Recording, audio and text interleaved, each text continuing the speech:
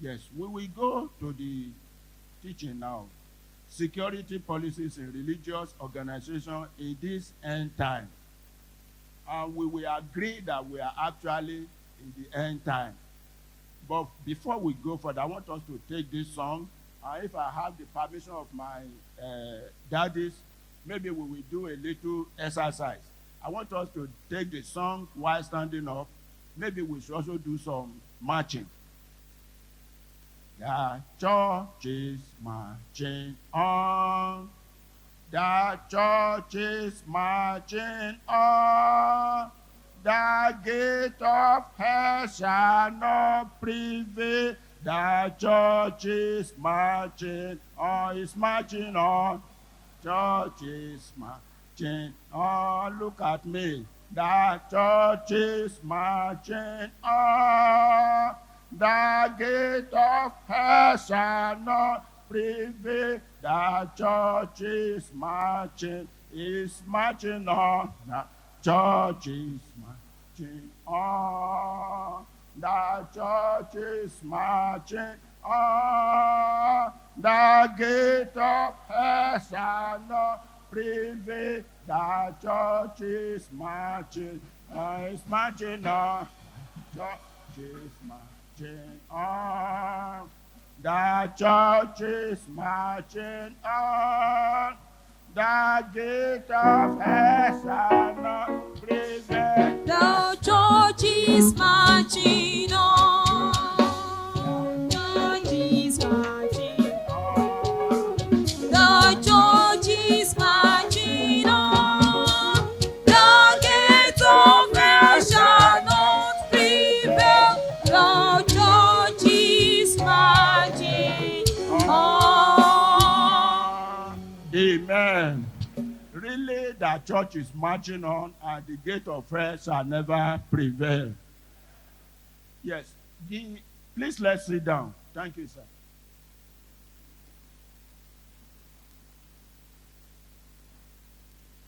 We all know the time we are in now in this country. And like Pastor Abimbola rightly said, there was a time when we hear about kidnapping, when we hear about bombing, what will come to our mind is that, oh, it's in the north. But today, we know that whether in the north, in the west, in the south, in the east, there is nowhere that is completely safe. Some people normally say that in the whole country now that the southwest is the safest. But we also know, we that are here in the southwest, we also know that there are a lot of insecurity around us. So we should not take anything for granted. Let's go. Insecurity is everywhere in the land, except for the period of the Civil War between 1967 and 1970. The country has never experienced anything close to this level of insecurity. At a time in this country, when you want to travel, you prefer to travel at night because your engine will work coolly, and it is even safer. When a vehicle is approaching you, you see the headlamp. So you know, no vehicle will, even in a bend, you know that, oh, a vehicle is coming. So people prefer to travel at night. But is it still so today? It's not more so. It's not more so. As a matter of fact, I normally advise now that if you want to travel, on no account to a family, all the family pack themselves in a car and travel. Maybe let the daddy go if it is not too important. If it is too important, let daddy and mommy go. Let the children stay at home so that we will not be victims. If anything wants to happen while you are traveling, if you are alone, there's the chances that you may even run. But if your families are there, are you going to run to leave them? No. The answer is no. The answer is no. And it has been happening. There was a story of a man and his wife traveling along Akure Road. A bike pretended to want to have accident with them, thereby stopping them. There and then, they were kidnapped. And the people told them, say, okay, you husband, you can go. They went into the bush with the wife. Can you imagine the state of mind of that husband? Because your wife will be looking at you for protection, for defense. But in a situation where you are there and they are saying you can go, your wife will be with us until you can raise so amount of money. It is so bad. The situation is so bad. And, well, let's thank God that maybe it's going down now. But one thing I want us to know concerning security and insecurity is for people to take things for granted. That is the worst thing that can happen. If it has happened one time, don't say, oh, it has gone. It cannot happen again. That is bad. If it is happening in the north, don't say, oh, Sebi, it is in the north. You can't get here. You are wrong. You are wrong. It is everywhere now, and the situation is so bad. Okay, from the northeast to the southeast, from the northwest to the southwest, and from the north central to the south, everywhere is besieged. Everywhere in the country. Like we mentioned earlier on, it started from the north, and we were just hearing it. Oh, they have bombed so place, they have kidnapped so number of people, they have taken so number of people to the bush, and around that time we may be thinking that, oh, it's in the north. But now it is right here with us. Along Lagos-Ibadan Road, recently, many people were kidnapped. Many people were kidnapped. In fact, there was a particular incident. A particular person was very close to me who told me that his brother was coming from Lagos with the wife. You know what happened? That brother was planning to travel abroad. And they have sold virtually everything they have. They don't need it again. They have gotten their visa. They were preparing to go. So somebody died in Lagos. So they just went to, commiserate with that family. While they were coming back, they were attacked not too far from Ibadan here. And what happened? That man was killed. The man was killed. The wife became empty because they have sold everything they had. They were just to travel out. So the woman, you can imagine, where is it going to start from? Where is that person going to start from? But that is the situation that we are right now. They are on the road. They are on the rail track. They are in the churches, the mosque, the schools, individual homes, and in the prison. Before, when we have Boko Haram, what they normally do is to go to people who were in their farm and attack them. Maybe at a particular point, the people find it difficult to go and farm. But it does not stop there. They now come to the road and waylay people. We have example of it around us. In fact, the one that normally happen around us is for people to go to the road. Sometimes they will be shouting, Ijebu, the Ibadan Road, don't travel there, and this thing. Sometimes Lagos, Ibadan Road. That's how it's happened. Even in the north, that's the worst. You can be going like this, some people will just block you and take everybody into the bush. So they are on the road, they are on the rail track. We hear, all of us heard about the attack on the train between Abuja and Kaduna. We know the number of people that were taken to the bush, and we also know the number of days they spent with the bandits. Federal government negotiating, maybe secretly,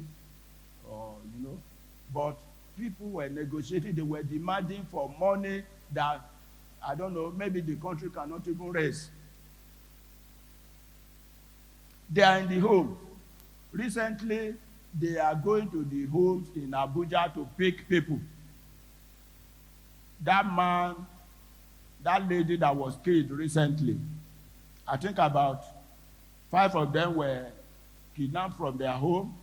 One of them was brought out and executed so that the father can go and look for money to come and rescue the other. So they now go to homes. So you are not even safe inside your home. That has been happening somewhere in the southeast before. Even they go to palaces. Go to palace, either kidnap the queen or even the king. Even the king. So they are everywhere. We heard about them when some of them were detained at Kuje prison in Abuja. They went there, attacked the prison, and liberated their men. We all had, we are in this country, we all had. So they are relentless. They are relentless. They are not resting. They are becoming more embroiled. Yes, the security agencies are trying their best. They are doing their best. But it appears that their best is not enough presently. It appears their best is not enough. Now, that's the general background. Now, attacks on churches. We won't be able to, in fact, it is not possible for us to mention the number of churches that have been attacked in this country. It's not possible. I will only mention few that maybe all of us know here. Many churches, I think you know that it is not all kidnapping that we even hear. There are a lot of kidnappings that are going on that nobody will even mention. Nobody will even talk about it. It is only when they are kidnapped in large numbers that everybody will hear, like the Chibok girl, the Dapsy girl, and some other ones like that. So kidnapping are happening day in, day out.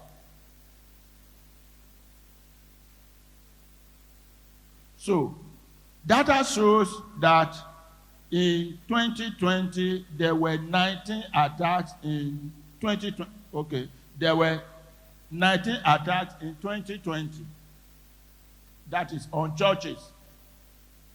And in 2021, there were about 33 attacks on churches. Churches, different churches in different parts of the country. It shows further that about 1,664 persons have died in targeted attack against churches. 390 persons sustained varying forms of injuries. 188 places of worship have been burnt or destroyed by terror arsonists since 2010. I want to believe that these numbers are even below what we have. These numbers are even below. Let me tell you one thing. If there is an attack, the government agency, if they tell you that 20 people died in that attack, what will come to your mind, sir? Before government will assume or confirm that 20 people died, it will be difficult to count the number of deaths.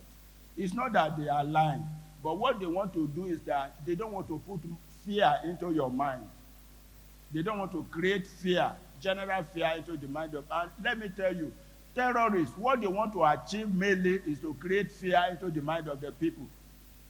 They want to create their fears so that government will be embarrassed.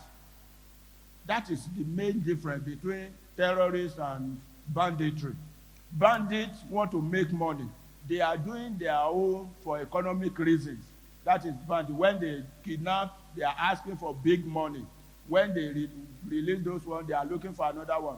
But terrorists like Boko Haram, they believe that they have an ideology that they are pursuing, and they want to create fear into the mind of the people to believe that the government cannot protect you, so that they can embarrass the government. They are proving a political point.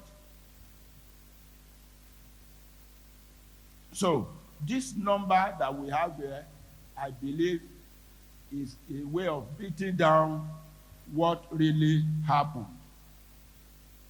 Some data claim that since year 2000, 62,000 Christians in Nigeria have been murdered in genocide perpetrated by Islamic jihadist groups, including Boko Haram, Islamic State of West Africa, ISWAP, and Fulani militia.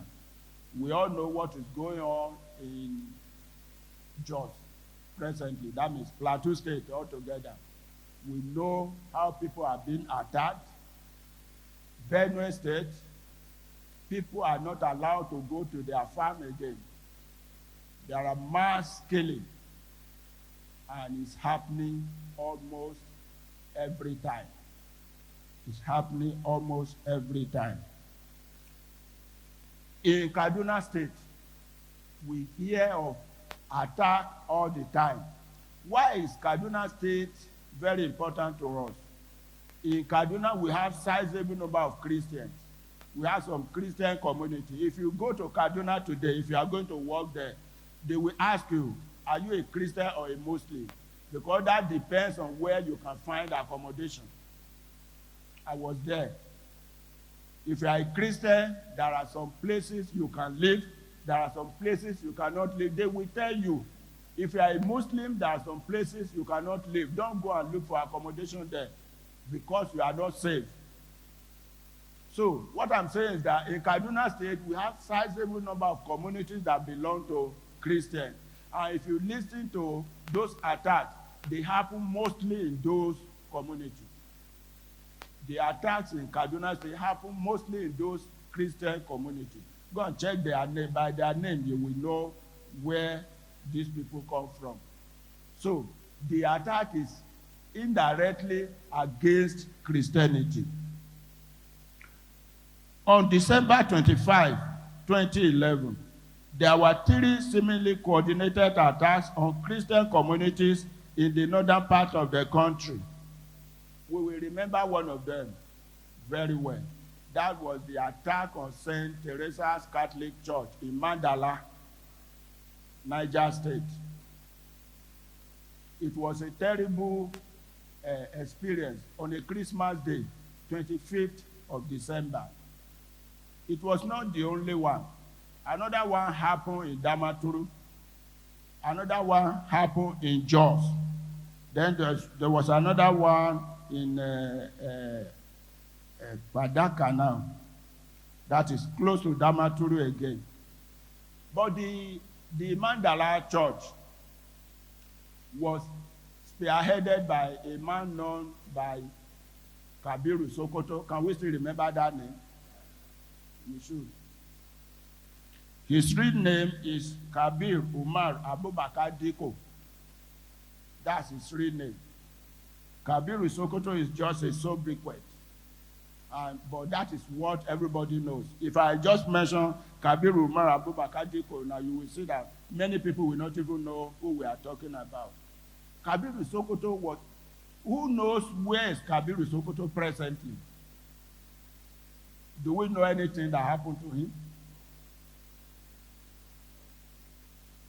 But we know he was arrested. He was arrested, he later escaped. He was arrested. The attack happened December 25. In February, he was arrested. But while they were taking him to search his house, somewhere in Federal Capital Territory, he escaped. That was 2 days after his arrest. He escaped. But later, police rearrested him somewhere at Mutumbi in Taraba State. And he was charged under the Terrorism Act, and he was sentenced to life imprisonment. He was sentenced to life imprisonment. But in 2014, There was this attack on this school girl at Chibok. And what the news that was going around there was that the Boko Haram were negotiating that before we release this Chibok girl, that is federal government, must release all their officers that were in prison. And the news went around that Kabiru Sokoto had been released. But eventually, the spokesman for the prison came out to say that it was a lie, that Kabiru Sokoto is still with them. I don't know, I don't work in the prison.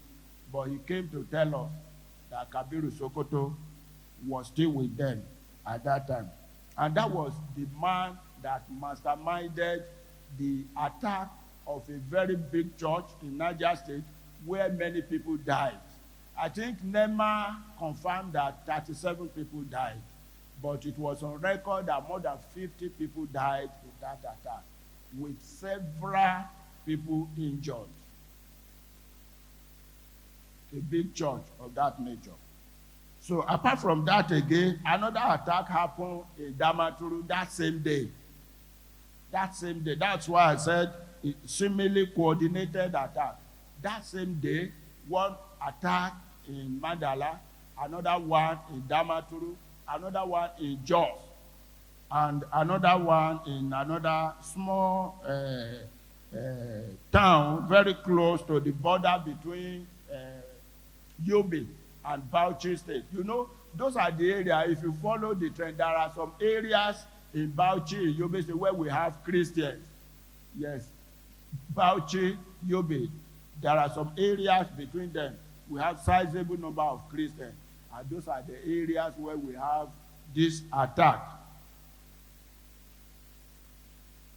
2 in Damaturu, the capital of Yobe State. There were 2 attacks. Then one was the handwork of okay. I don't want to take us into this. At least 3 people were killed. That was the attack in Damaturu. A senior military officer said to have been targeted by him, however, escaped. The other was an explosion which happened in a church in Gadaka, near border with Bauchi State. On that same day, an explosion occurred at a branch of the Mountain of Fire and Miracle in Jos, Plateau State. Gunmen later fired on police officers guiding the area. Then 2 other unexploded bombs were found in a nearby building and were detonated. I'm mentioning all this so that we know when we are talking of policy to work against attack on Christians, then we will know what are we talking about. We have mentioned the general insecurity background in the country. Then we are discussing the attack on Christians, on churches, on Christian communities in different parts of the country. Thank God, in the southwest, maybe most part of the south, we don't have this attack. That is attack on whether Christian or Muslim. Because in Yoruba land, especially maybe Oyo, Osun, maybe Ogun, I don't think there's a family where we don't have both Christian and Muslim. In my area, we don't have too much of Muslim. Most of us are Christian or idol worshippers. But in some areas where we have the Muslim, they don't really want the Christian to thrive. They believe that Christianity is a threat to their own religion. And why? Because we preach. Why, if you want people, Christians will go out and preach to them, explain to them why they should come and join us. Tell them how Jesus Christ considered their heart as dear to him. How Jesus Christ is ready to wash their sins away and take away their suffering. But their own is not like that. It's either you take the sword or you take the Quran. So that's where we have that type of attack, mostly in the northern part of the country. Now, we should also remember that on the 5th of June, 2022, St. Francis Catholic Church, Owo, in Ondo State, was attacked with explosions and gunmen fired at worshippers. It was reported that more than 50 people died in this attack. However, government agency confirmed 41 deaths. I hope we still remember the attack in Owo. Yes, I'm quite sure that is very recent. It was, the Yoruba will say, Ojo Buruku Esugbomimu. It was a terrible experience. People in the church, they were about to finish their morning mass. It's like the people have been hanging around. And that is, we will go to where we are really going to. That we should all be vigilant. We should all be vigilant. Security is not the work of the ushers alone. It's not the work of the policemen if we have them around alone. Security is the work of everybody. Those people may have been hanging around. When they were about to round up the morning mass, they just attacked them with explosion, then with gun again, inside the church. Inside the church.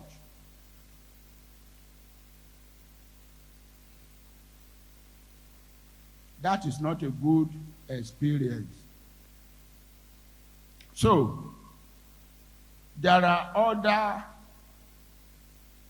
lots and lots of other attacks on churches and Christian communities in the north and probably in the west, I mean in the south, because Owo is not in the north. Is Owo in the north?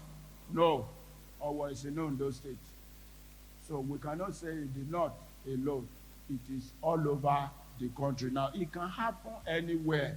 That is one thing about insecurity. If it can happen somewhere, it can also happen anywhere.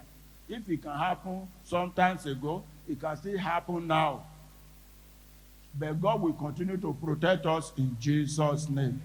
Now, what are the policies that should be able to stop and put an end to all this? Let me say that the government have a part to play, because the role of every government is to secure the life of the people. That is the primary role of every government, to secure the life of the people. We are supposed to, as a matter of fact, we are supposed to be able to move freely in the night.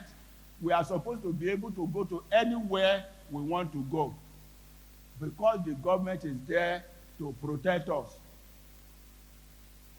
I pray that our government will be able to protect us in Jesus' name.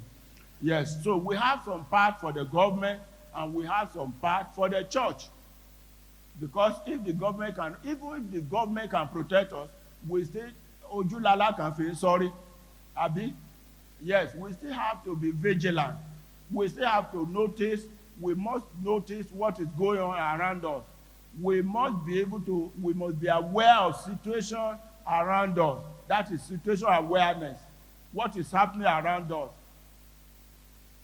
The ushers are here.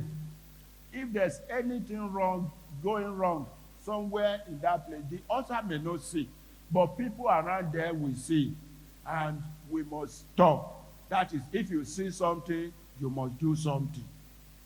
If you see something, you must do something. So finding solution to attack on churches cannot be treated in isolation. There must be a holistic approach to security sector reform in Nigeria. Policing is key to finding lasting solution to attack on churches. The police must be properly recruited, properly trained, properly remunerated, and properly encouraged to do their job. In some other climes, and when we talk of security, surveillance is at the root of it. Surveillance. Anything want to happen now. The duty of the police is to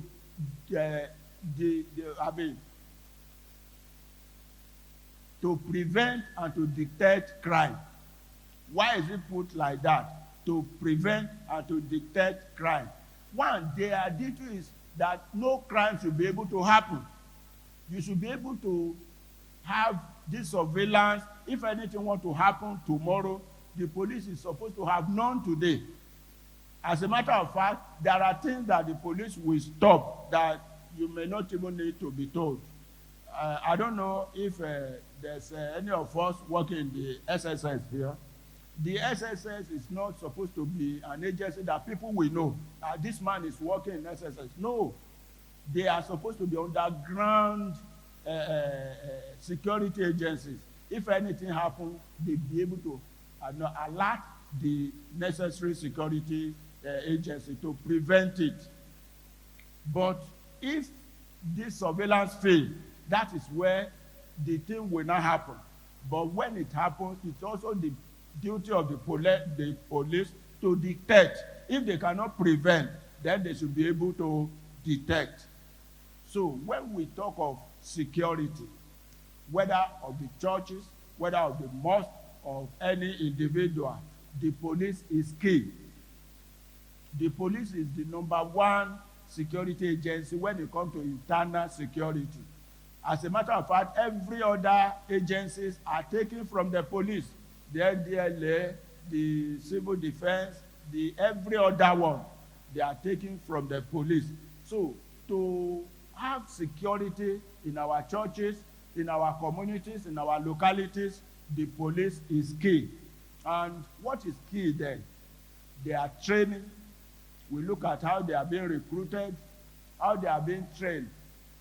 When I was in the police for 32 years before I left on my own, one man told us that everything that is done in the police training has a purpose. Sometimes there are some things that happen there that it will be difficult for you to discover the purpose. But eventually, when I sat down, when I heard that thing from the man, I now sat down and see. The police is supposed to be, when you go through a police training, if you actually imbibe the training, you are supposed to be a different person. You are supposed to come out as a different person from the way you went in. You are supposed to be everything. You are supposed to be a driver, a photographer, a computer analyst, and everything. It's not good that we have a police who are going through training and he doesn't know how to drive. Because that is why sometimes there was an incident, police team were on the road. There was only one man among them who can drive. And the vehicle knocked down that driver. And they have a brand new vehicle there, but they cannot pursue because the man who can drive has been knocked down by the police. It's not so anywhere, any other places. I was in the United Nations this thing at Sudan. Your driver's license is one of your permits there. You must be able to drive. Everybody there is a driver. So you don't even need, you want to go to one place, you say, we are waiting for a driver. Which driver are you waiting for? You are not waiting for any driver. You are a driver. That's how police is supposed to be. So when somebody must have gone through police training, he's supposed to come out as a different person, well disciplined. There are a lot of, like I said, there are a lot of things there that they do. I mean, things that are, like these bowlers. There are people that are in that place to be carrying it to Ojota. I attended police training college in Kenya. So I was asking, when that man said, everything here has a purpose. And what is the purpose of people carrying death? It is, I now remember, if there's a death somewhere, maybe some death happened maybe about 3-4 days, and you have to investigate it, you must be able to endure the odor that will be coming out from that place. That is the purpose of you. Go to that section. They will wake us up 4:30. What is the purpose of this? What if you are on duty? Your duty may start anytime. And as a matter of fact, if you attend Mopo Training Wing, that is PMF, if you attend the training, my God. Well, I don't have to mention some of those things here. Because it's like you are being trained to become a madman there. But there's a purpose. Because one were la fin wo chita. So if you have a madman at home And when one madman is coming, you push that madman to go and meet him. So everything they have a purpose. So policing is key to security. So we must look at we can come out, everybody can come out to say, the police, what you say, yes, there are a lot of things they do that are not good. But look at the background. What is the cause? When you give them, human being, when you give human being an age, they will take a yard. If you give a policeman a vehicle to go and patrol, and you don't service that vehicle, you don't buy fuel in that vehicle, you want him to go and look for a way to buy, he will do more than that fuel, he will get more than that fuel. That is the reason. So, I'm not justifying anything here. Yes, I'm not justifying anything, but what I'm saying is that we have to look at the background. Our policemen are going outside and they excel. Why is it that when they are here, they become nothing again? So we must be able to look at policing. Then, decentralizing the police is very germane. There's this argument going on now. I don't know why the state government in Nigeria, it's like even that they are not supporting it.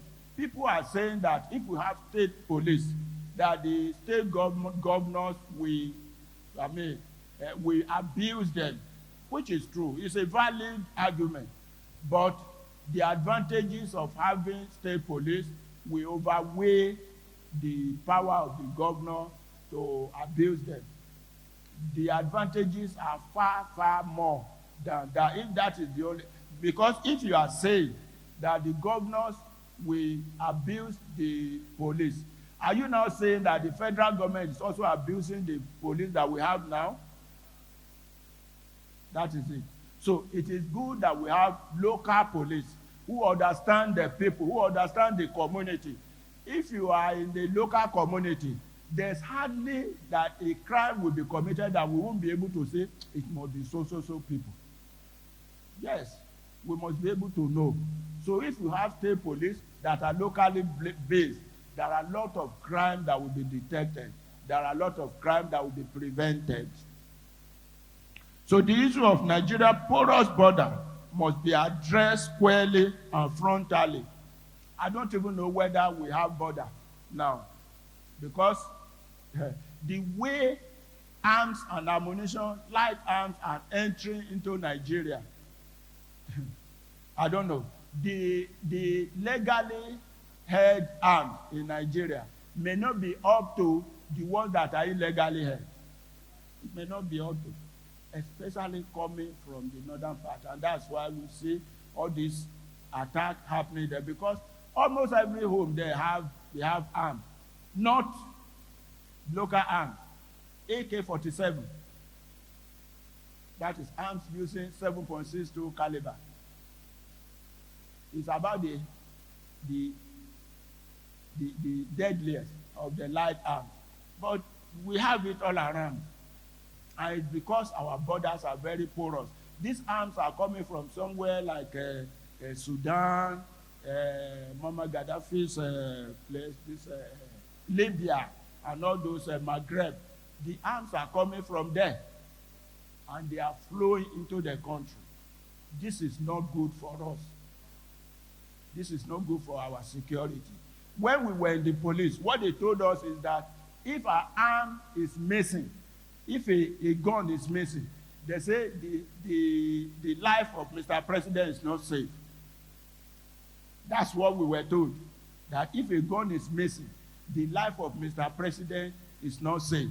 But today, we have millions of guns in the place, around us in the place. Millions of guns. So whose life is at stake now? Everybody's life. Everybody's life is not safe. Everybody's life is not safe. Not only that, not only in terms of arms coming in, when our borders are not well manned, you know, some part of Nigeria, we have people of the same tribe who are Nigerian and who are also of foreign countries. Niger, Cameroon, and some other countries like that. you won't know who is a Nigerian and who is a Nigerian. So they come in. As a matter of fact, most of the violent crimes that are going on in the country, it is suspected that they are foreign nationals that are committing them, because there's no way we monitor how they come in and how they go out. When you want to commit a crime against your country, maybe sometimes you will think twice that this thing will go to the foundation of that country. But if you are doing it against another country, then you don't care, especially people who don't have education, they don't have moral, they don't have God, they don't have anything. But they come in droves. Well, maybe they even said some of them have even been head of state in Nigeria before, I don't know. But that's what we have. So, many of these foreigners are difficult to detect due to identical tribe, language, culture, religion, and so with some tribe in Nigeria. So, to address our porous border is very, very important. Similarly, addressing, okay, I think I've taken that. There must be continuous religious dialogue among leadership of various religious groups. Every attacker of a church must have received impetus and stimulations and encouragement from one religious teacher somewhere. You know, all these radical preachers, not Christian now. A lot of things they say, if you hear I don't understand their language, but if you have somebody to interpret to you, most of these people that are attacking, they got encouragement from those preaching. They get encouragement from, they were being pushed to go and commit crime from those preaching. When they will say that some people are infidel, who are infidel? Your Muhammad did not say anybody is an infidel. I have a friend, we went to the law school together, and he told me that any Muslim who is attacking Christian that is not a Muslim, he said it's not a good Muslim. He said because their leader Muhammad said no Christians should be attacked. He said there was a time some people went to war and they came back with some booty, and when Muhammad asked them, where do you get all this? They said they attack a church. He said they should return those things. That's what my friend, I don't know about Quran, but what is a good Christian Muslim? He said, if you are a good Muslim, that you never attack a Christian. But, you know, people are being pushed because of their IQ, and they believe that if you are a Christian, that you are an infidel. It's not so. So, all those, there must be Christian and Muslim coming together, sitting down and lecturing themselves. Ojú ọ̀run tẹ́yẹ fò láì fara kanra now. If you cannot convert to Christianity, then practice your Muslim and let Christianity be. So that's it. Then concerning the church now, this is how it concerns us. The first and most important action of the churches is awareness and consciousness of the security situations around our worship centers. The fact that we are here talking about this afternoon is one of the reasons that we know that, we are aware of the security situation in the country. If we are not, we won't be talking about security here. So awareness is key. Then consciousness of it is also key. Anywhere you are, be conscious of the fact that the town is not smiling. Like I mentioned earlier on, if you want to travel now, think well. If the journey is not too important, don't go. If it's not important, don't go. If it is important and one member of the family can represent, let that member go. If the mommy and the daddy must be there, well, let them go. Let the children stay around. There shouldn't be any situation where everybody will just park ourselves in the car. We are traveling. It's not safe. It's not safe. So we must be aware. We must be aware of what is happening around us. Now, let's look at this, our gathering. This is not the convention. But look at the number of us that are here. God be with us. This is a veritable target for terrorism attack. So we must know this. So when we want to gather like this, we must not take security for granted. We must make provision for it. We must make people that will be at strategic places, especially our entrances. I know that we have a lot of entrances that enter this place, because I don't even think we can fence this our compound.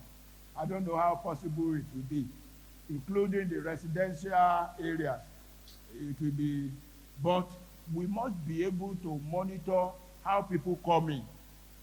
These attackers, they are not spirit.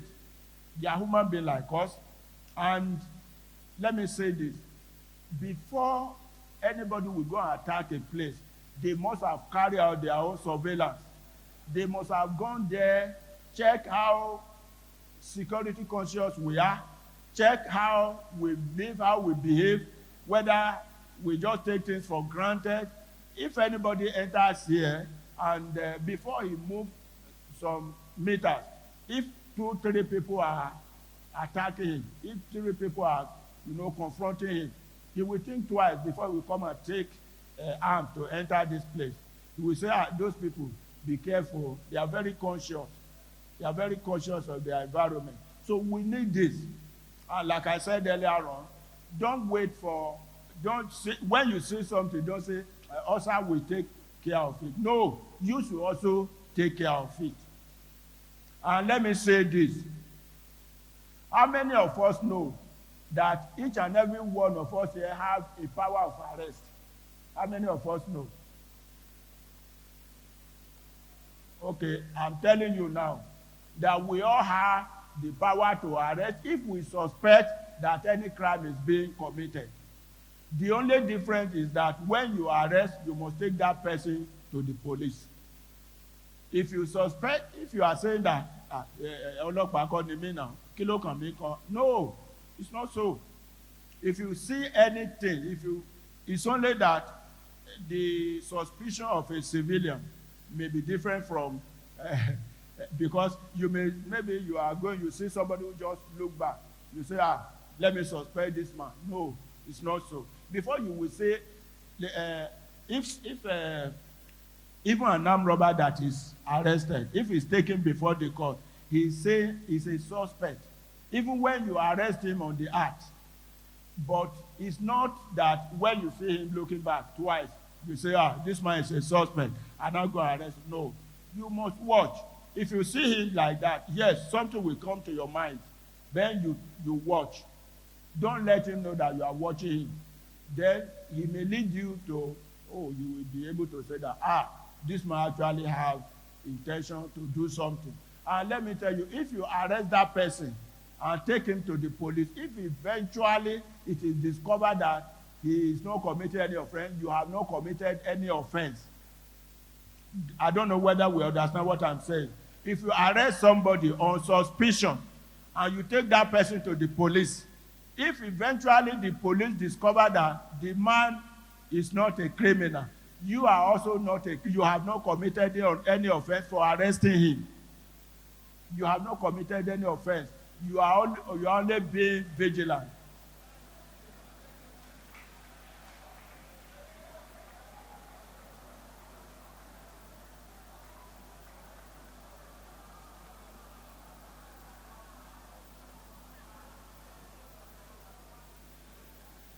I don't know. What is the excitement for? I don't understand.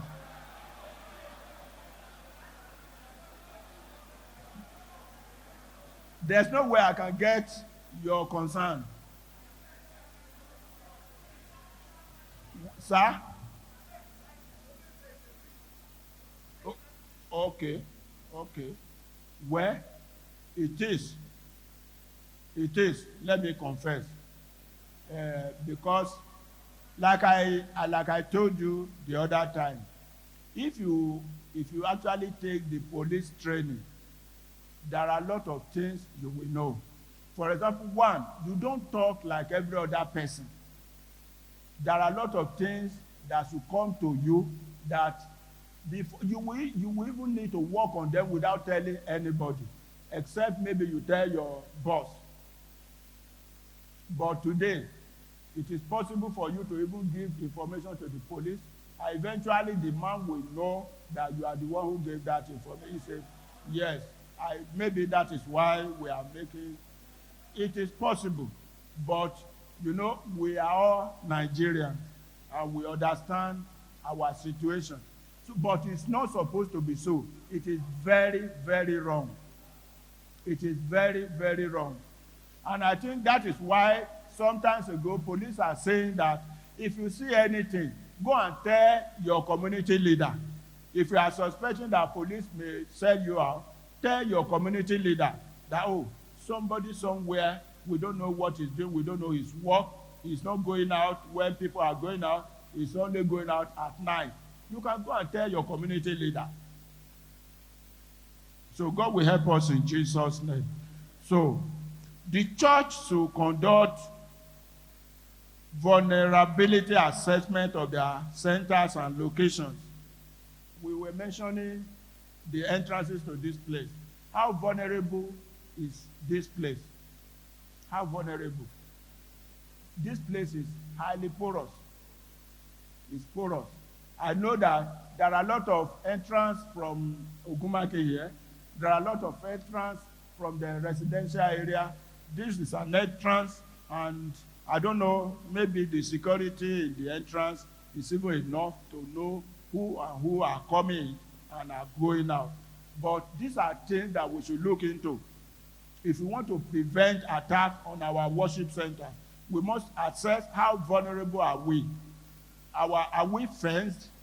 If we are not fenced, how many places can people come in? Are they well mapped? Are they mapped out? And are they well manned? So we must look at all this. These things are things that we should take seriously. We should take it seriously. Honestly, let me tell you, as a security personnel, when we come to conventions like this, there are a lot of things my mind will be working on. There are a lot of things, even in our centers.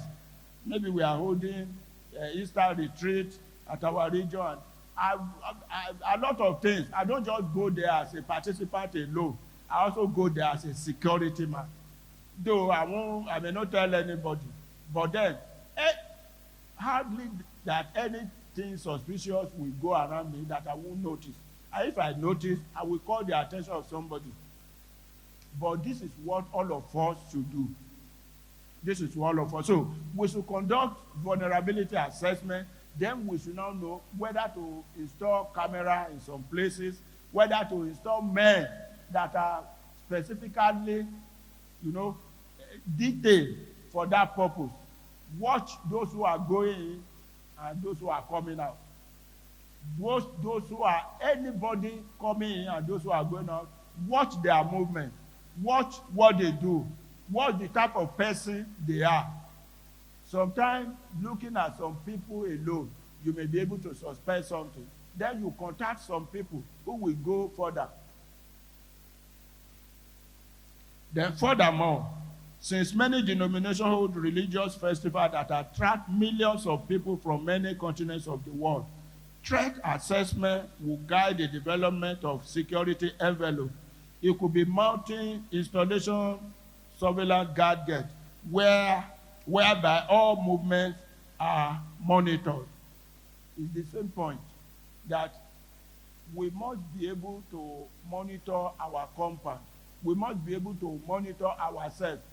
If we have conventions and we are all seated like this, don't let us assume that everybody there is a Christian. Don't let us assume.